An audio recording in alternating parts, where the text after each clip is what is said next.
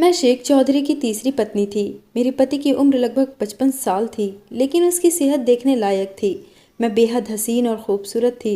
उम्र में भी मैं शेख चौधरी से काफ़ी छोटी थी, लेकिन मैं गरीब घराने से थी। हमारे समाज ने शायद यह अंधा कानून बना लिया गया है। जब भी अमीर चौधरी और जागीरदारों का जी चाहता है, यह अपनी दौलत हम गरीब लोगों के सामने फेंक कर कम उम्र हसीन लड़की से शादी कर लेते हैं, और शादी ना भी करते तब भी जिसे चाहे पैसे दिखाकर अपनी रातें रंगीन करवा लेते थे। मुझे भी चौधरी में कोई दिलचस्पी ना थी, मगर उसकी बेतहाशा दौलत में ज़रूर थी। उसकी दोनों बीवियां बुढ़ापे की दहलीज तक पहुंच गई थी। मैं 22 साल की सुंदर अलहड़ हसीन थी। मुझे भी चौधरी ने खेतों में आते जाते देखा था और मैं उसकी नज़र को भा गई थी। मैं थोड़ी लालची टाइप की भी थी, इसलिए जब चौधरी ने मेरे बाप के सामने 5 लाख की रकम रखी और कहा कि अपनी बेटी की शादी मुझसे कर दो, वह मेरे दिल को अच्छी लगी है। उसे पत्नी बनाकर रखना चाहता हूँ। यह सुनना था कि मेरा बाप खामोश हो गया था, क्योंकि वह मेरी शादी अपने दोस्त के बेटे से करना चाहता था, जो कि किसान था। और मैं किसान की बेटी तो बन गई थी, लेकिन एक किसान की पत्नी बनने के बजाय चौधरी की तीसरी पत्नी बनना ज़्यादा पसंद करती थी। मेरे बाप का इरादा चौधरी से मेरी शादी करने का हरगिज़ न था।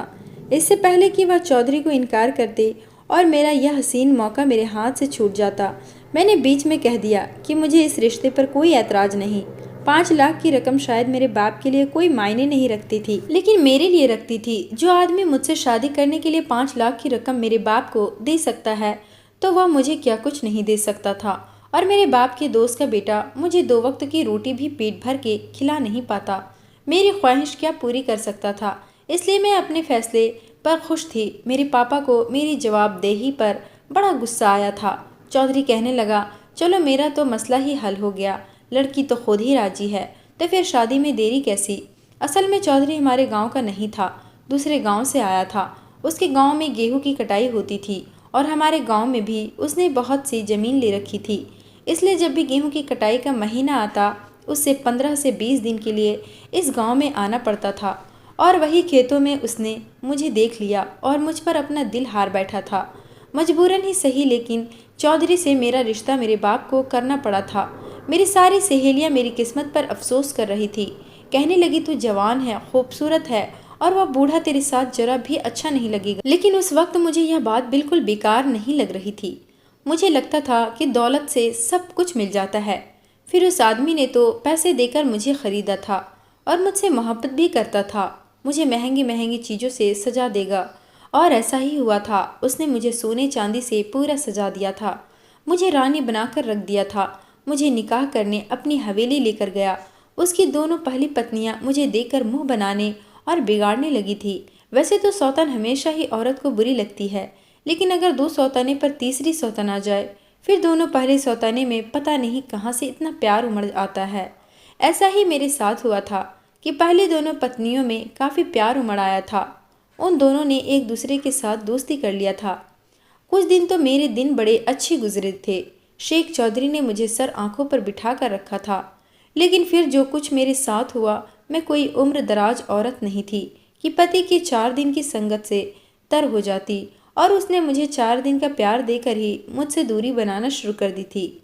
मुझे खाने पीने की कमी न थी, कमी थी तो पति के प्यार की। उसका लंबा चौड़ा काम मेरे और उसकी स्नेह के बीच में कारण बन रहा था। पहले तो मैंने सोचा चलो मेरे पास धन दौलत तो है, लेकिन जैसे जैसे समय गुजरने लगा, मुझे इस बात का एहसास होने लगा कि ऐसा सब कुछ नहीं होता। जब भी घर आता, खाना खाते ही अपनी दूसरी पत्नी के पास चला जाता। कुछ देर उनके पास समय गुजार कर फिर मेरे पास आता तो उसे नींद आने लगती। मैं उसके करीब होने लगती तो कहता, मेरे सर में दर्द है, और सुबह उठकर मुझे ज़मीन पर भी हिसाब किताब के लिए जाना है।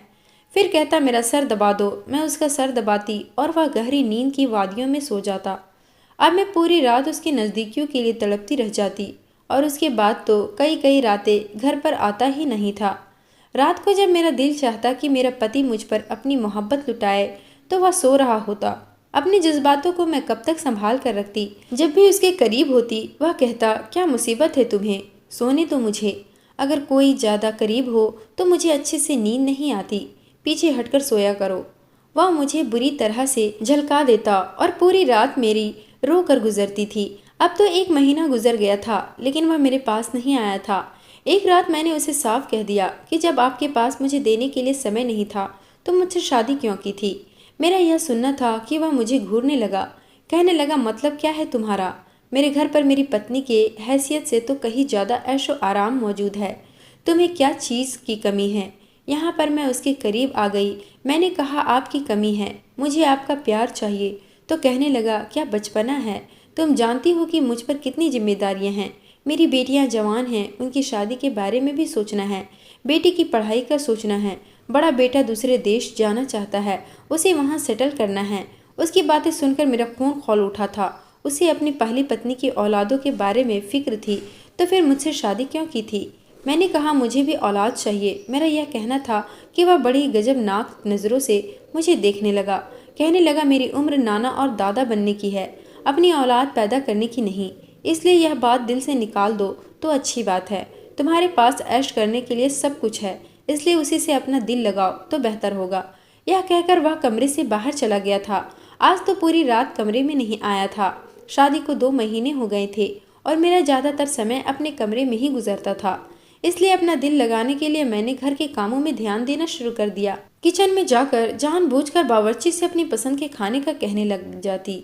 जब तक हवेली पर मेरी दोनों सौतनों का हुक्म चलना था तो मुझे वैसे भी कुछ नहीं मिलना था। सोचा घर को अपने कंट्रोल में करूं। मुझे किचन में देखकर मेरी सौतानी मुंह टेढ़ा करते हुए बाहर निकल गई। उसी वक्त दूध वाला अपने दूध का डब्बा उठाए किचन में पहुंचा था। हमारा किचन काफ़ी बड़ा और खुला हुआ था, क्योंकि पूरे खानदान के लिए उसमें खाना बनता था। मेरी बड़ी सौतन के 4 बच्चे थे, छोटी के 5 और लगभग सभी जवान थे।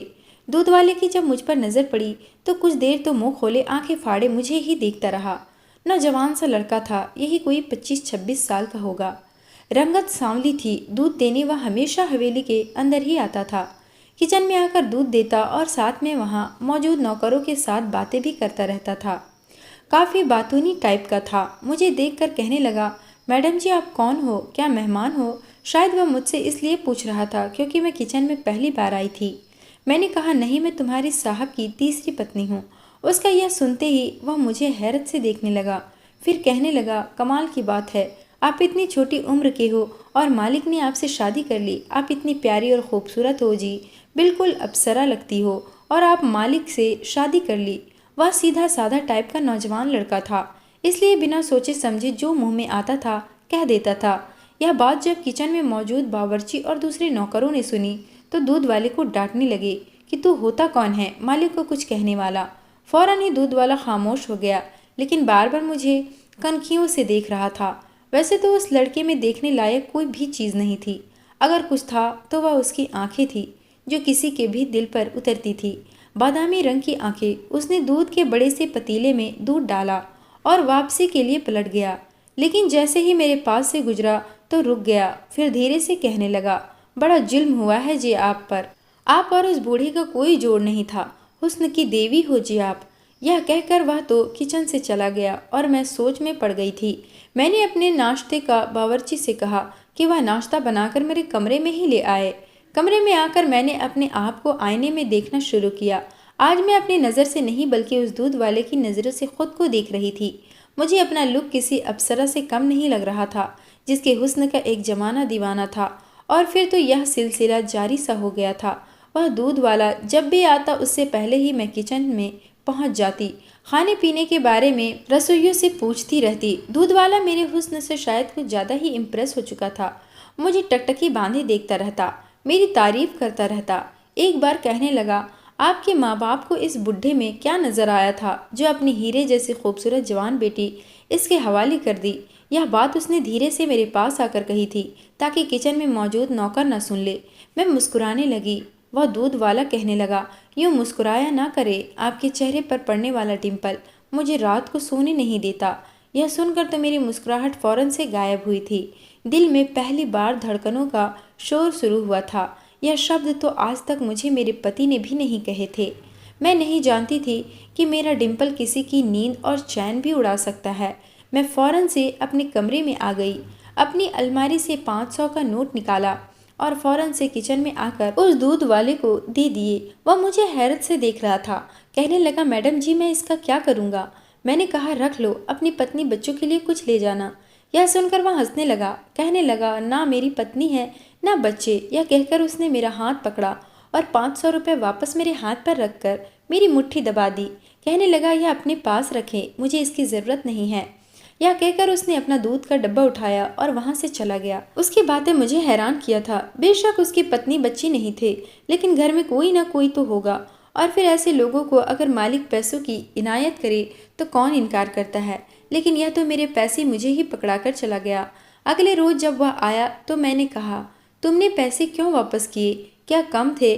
कहने लगा मैडम जी, मैं ऐसा इंसान नहीं हूँ कि किसी की तारीफ इसलिए करूँ ताकि वह मेरी जेब गर्म करे। मैं तो जी मनमौजी बंदा हूँ। आप अच्छी लगती हैं तो आपकी तारीफ कर देता हूँ। लेकिन मैडम जी, आप यह न समझे कि मैं पैसे के लालच में आपकी तारीफ करता हूँ। आप काबिले तारीफ हो, यकीन न आए तो ज़रा आईने में जाकर खुद को देख लो। कसम से अपने आप से नज़रें हटाना भूल जाओगी। मैं तो जी जब भी यहाँ आता हूँ आपको देखकर सब कुछ भूल जाता हूँ। सच बताओ मेरा दिल क्या चाहता है? मैंने कहा क्या दिल चाहता है? कहने लगा दिल चाहता है जी आपको सामने बिठाकर बस देखता रहूं, आपसे बातें करता रहूं। एक और सच्ची बात बताऊं आपको? उसकी बातें मुझे मदहोश करने लगी थी। मैंने कहा बताओ। फिर उसने नज़रें चुरा ली। कहने लगा रहने दें, आपको बुरा लग जाएगा। मैंने कहा नहीं, मुझे बताओ। उस वक्त किचन में मेरे और उसके अलावा कोई न था, क्योंकि बावर्ची बाकी सब घर वालों को उनके कमरे में नाश्ता पहुंचाने गई थी। कहने लगा अगर मैं मूर्तिकार होता तो आपका मुजस्समा बनाकर अपने कमरे में रख लेता, दिन रात आपको देखा करता। इतनी हसीन हैं आप। मैं तो उसकी बातों में बुरी तरह से खो चुकी थी। यह कहकर वह कुछ देर मेरे चेहरे के एक एक लक्ष्य को बड़ी ही दिलचस्पी से देखता रहा। उसका मुझे इस तरह से देखना मुझे वह अपनी तरफ खींचने लगा था। उसके बाद उसने अपना दूध का डब्बा उठाया और फौरन से बाहर निकल गया और मुझे लगा जैसे वह मेरे सीने के अंदर से मेरा दिल भी अपने साथ ले गया। उसकी तारीफें मेरी रात की नींद उड़ाने लगे। मैं उसके आने से पहले तैयार होकर किचन में चली जाती। जैसे ही वह दूध लेकर किचन में आता, मैं बहाने से बावर्ची को किचन से बाहर भेज देती। उसकी बातें सुनती रहती। एक बार कहने लगा आप कहो तो आपके लिए रबड़ी वाला दूध लाऊं? रबड़ी वाला दूध पियोगी तो आपका बच्चा भी आपकी तरह गोरा चिट्टा होगा। यह सुनकर मैं बुरी तरह से चौंकी थी। मैंने एक दर्द आह चीख कर सीने से निकली थी। मेरी किस्मत में कहाँ औलाद थी। यहाँ पति तो 2 घड़ी बैठकर बात करना भी पसंद नहीं करता था। उसके पास अय्याशी के लिए और बहुत कुछ था। गैर औरतों से संबंध थे। मुझे तो बस वह घर में एक डेकोरेशन की चीज़ बनाकर लाया था, जिसे जब उसका दिल चाहता फ़ायदा उठाता और दिल न चाहता तो वह मुझे किसी सजावट की तरह कमरे में सजाए रखता। वह आदमी कहाँ मुझे इंसान समझता था। उसकी पत्नियां भी थी, उसके बच्चे भी थे। उसे मुझसे औलाद तक नहीं चाहिए थी। मेरी आंखों में मोटे मोटे आंसू देखकर वह कहने लगा ना मैडम जी ना, ऐसा गजब मत करो। रो क्यों रही हैं आप? आपके आंसू देखकर तो हमें रात भर नींद नहीं आएगी। मैं नहीं जानती मैंने उसे क्यों अपना राजदार बनाया था। मैंने उससे कहा मुझे कभी भी औलाद नहीं हो सकती। मेरी बात सुनकर कहने लगा ऐसा क्यों कहती हैं मैडम जी? देखना आपका चांद जैसा बेटा होगा, क्योंकि आप खुद भी बड़ी खूबसूरत हैं और मालिक भी। मैंने कहा फिर भी नहीं हो सकता। तुम्हारे मालिक तो मुझसे औलाद ही नहीं चाहते। मेरा दिल उस समय काफ़ी उदास था, इसलिए जो मुंह में आया कह गई। यह सुनकर वह एक टक मुझे देखने लगा। जो बात उसने मुझसे कही मेरे होश उड़ गए थे। कहने लगा हीरे की कदर जोहरी ही जानता है, मालिक को आपके हुस्न का अंदाजा नहीं, वरना रोज आपको अपने इश्क से खुश कर देते। हुस्न और इश्क का ताल्लुक बड़ा गहरा होता है जी। कोई हुस्न का आशिक हो तभी हुस्न भी सर चढ़ कर बोलता है, वरना अगर आम हो तो वही हुस्न बाजारों में बिकता है। फिर कहने लगा उसने यूसुफ की असल कदर जुलेखा को थी मैडम जी, वरना तो उसने यूसुफ की कीमत भी भरे बाजार में कौड़ियों के बोल लगाई थी। लेकिन जुलेखा की नज़र से जब औरतों ने यूसुफ को देखा था तो उंगलियां काट ली थी। अपनी यह मेरा अपना पर्सनल ख्याल है कि आशिक की नज़र कुछ और होती है। मुझसे पूछे कि आप मेरे लिए क्या हैं? मालिक की जगह मैं होता तो यह कहकर वह चुप हो गया और मैं उसकी बादामी आंखों में जो कुछ अपने लिए देख रही थी उसको बयान नहीं कर सकती थी। मेरा दिल एकदम से धड़का था। मैं फौरन वहां से उठकर चली गई, अपने कमरे में आ गई। पहली बार ऐसा लगा कुछ गलत हुआ है। मेरा दिल मेरे बस से बाहर था। मैं चाह कर भी अपने दिल की तेज दौड़ती भागती धड़कनों को काबू में नहीं ला सकती थी। अगले दिन मैं जानबूझकर किचन में नहीं गई, हालांकि मेरा दिल अंदर से मुझे दुहाई दे रहा था लेकिन यह गलत था। मैं इस रास्ते पर चलना नहीं चाहती थी। पूरा दिन मेरा बेकरारी से गुजर रहा था। ना ठीक से खाना खाया गया, ना कुछ अच्छा लग रहा था। खुद पर काबू पाना चाहती थी। 20 दिन गुजर गए थे, लेकिन मेरी बेचैनी में कमी आने के बजाय बढ़ती जा रही थी। 21वें दिन नौकरानी मेरे कमरे में आई और कहने लगी, मैडम जी, वह दूध वाला कह रहा था कि मैडम जी के लिए रबड़ी वाला दूध लाया हूँ। एक बार पीकर बता दे कि उन्हें पसंद है कि नहीं।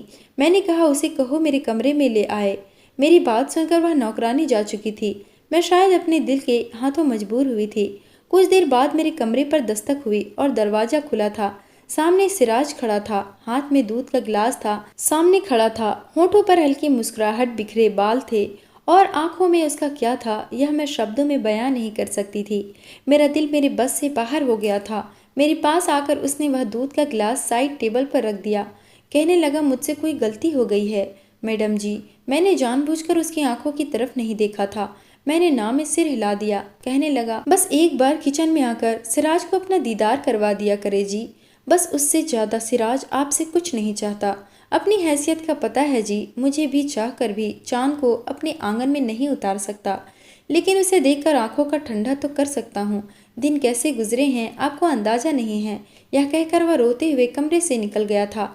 आंसू तो मेरी आंखों से भी बह रहे थे, लेकिन यह सब कुछ करना गुनाह था और मैं इस दलदल में फंसना नहीं चाहती थी। मैं किसी और की पत्नी थी। मैंने वह दूध का गिलास लिया और घूंट घूंट पीने लगी।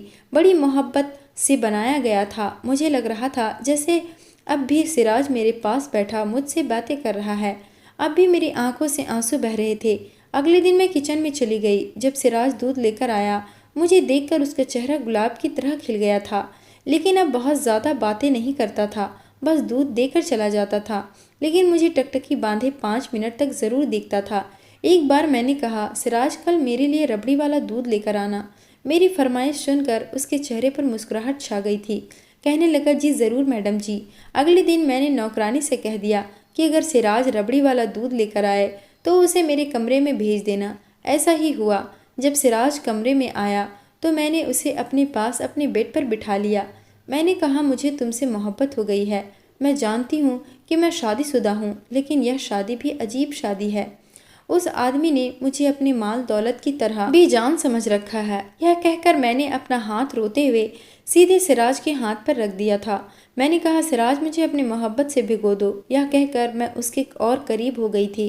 यह सुनकर और मुझे इतने करीब देखकर उसने मेरी तरफ देखा था और फिर पूरे 1 घंटे के बाद वह मेरे कमरे से बाहर निकला था और मेरे चेहरे से मुस्कुराहट गायब नहीं हो रही थी।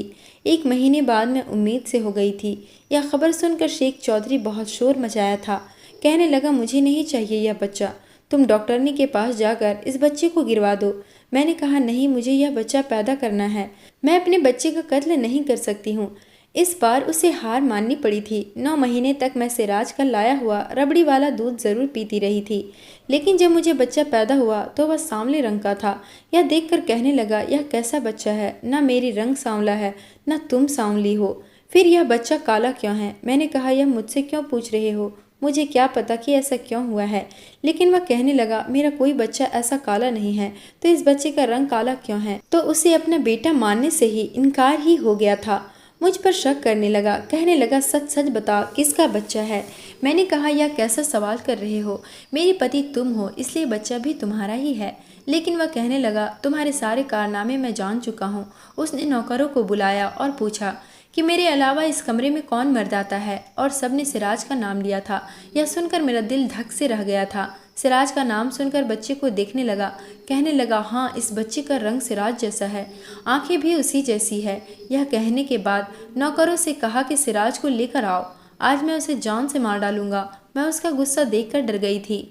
मैंने कहा, इसमें सिराज का कोई कसूर नहीं है, क्यों किसी बेगुनाह को मारना चाहते हो? लेकिन मेरी किसी ने नहीं सुनी थी। मुझे भी बहुत मारा और सिराज को भी मार मार कर लहूलुहान कर दिया। बार बार हमसे कहता, बता, तुम दोनों का आपस में क्या चक्कर है? क्या तुम दोनों एक दूसरे को पसंद करते हो? सच सच बता, नहीं तो मैं तेरी जान ले लूँगा। मेरी खातिर सिराज ने एक शब्द भी नहीं कहा था। वह पिटता रहा और मैं रोती रही और चौधरी का हाथ जोड़कर उसकी विनती करती रही कि बेशक मेरी जान ले लो, लेकिन मेरी आंखों के सामने इस बेकसूर को इतना मत मारो। इसमें इसका कोई दोष नहीं है। लेकिन शायद मेरे किसी भी आंसू और फरियाद का कोई असर नहीं हो रहा था। उसके ऊपर एक वशीहत सवार हो चुका था। वह पागल हो उठा था और उसने इतनी जोर से सिराज को धक्का दिया कि उसका सर सामने दीवार से जाकर लगा था। उसके सर से खून के फव्वारे छूट पड़े थे। कुछ ही देर में सिराज का पूरा शरीर ठंडा पड़ चुका था, लेकिन उसकी आंखें अब भी मेरी तरफ ही उठी हुई थी। मैं रो रही थी, तड़प रही थी, उसके मुर्दा शरीर के पास जाना चाहती थी, उसे आखिरी बार छूकर महसूस करना चाहती थी, लेकिन नौकरों ने मुझे पकड़कर अंदर कमरे में डाल दिया था। सिराज के मरने के बाद मैं बिल्कुल बेजान सी हो गई थी। यूं ही कुछ महीने बाद मैंने एक डीएनए रिपोर्ट कराई और उसके मुंह पर मार दी, जिसके मुताबिक यह बच्चा उसी का था, सिराज का नहीं। अब वह बच्चा काला क्यों था यह मुझे नहीं पता था, लेकिन मैंने उससे तलाक ले ली थी। ऐसे आदमी को छोड़ दिया था जिसने मुझे सिर्फ अपनी ख्वाहिश के लिए खरीदा था। उसने मुझे खरीदा हुआ माल ही समझा था। जब उसका दिल चाहता था तब मेरे पास आता था। मेरी ख्वाहिश के उसके नज़दीक कोई अहमियत न थी। उस दिन मेरे और सिराज के बीच कुछ नहीं हुआ था। मैंने तो उसे हर चीज़ की इजाज़त दे दी थी। मैंने अपना आप को उसके सामने सौंप दिया था, लेकिन उसने नज़रें झुका ली। कहने लगा, अपना दुपट्टा पहन ले मैडम जी। यह कहकर उसने मेरा दुपट्टा मेरे सर पर डाल दिया। कहने लगा, मैंने आपसे इश्क किया है और इश्क पाक होता है जी। उसे किसी शरीर की ज़रूरत नहीं होती, बस देखने की तलब होती है। मेरी नज़रों में भी आपको देखने की तलब है, लेकिन खुदा की कसम हवस नहीं है। कहने लगा, अगर खुदा ने इश्क में आशिक को सजदे की इजाज़त दी होती तो आपको सजा कर देता। फिर कहने लगा, मैं आपको छू भी नहीं सकता मैडम जी, यहाँ मेरे इश्क की तौहीन होगी। मेरा इश्क मुझे इस बात की इजाज़त नहीं देता, बस आपको देखने की तलब है, उसके अलावा और कुछ नहीं। आपसे सच्चा इश्क किया है और इश्क को मैं दागदार नहीं कर सकता। यह कहकर वह जा चुका था और मेरे चेहरे पर मुस्कुराहट सज गई थी, क्योंकि उसका इश्क मेरे लिए अनमोल तोहफा था। उसका इश्क कहावत से पाक था। आज मैं चौधरी के रिश्ते से आज़ाद हो चुकी थी, इसलिए सिराज की कब्र पर बैठी फूट फूट कर रो रही थी, जो आखिरी वक्त तक बस मुझे देखने की तलब लिए रहा था और उसी आरजू को पूरा करके चला गया था, लेकिन अपने मुंह से एक शब्द भी नहीं कहा था। वह दुनिया से चला गया था, लेकिन मुझे इश्क का एक नया मतलब समझा गया था कि इश्क में हवस नहीं होती, इश्क हवस से पाक है। एक इश्क वह करके चला गया और एक इश्क मुझे निभाना था। दोस्तों, उम्मीद करती हूँ आपको हमारी कहानी पसंद आई होगी। कहानी पसंद आई है तो वीडियो को लाइक करें, चैनल पर नए हैं तो चैनल को सब्सक्राइब करें।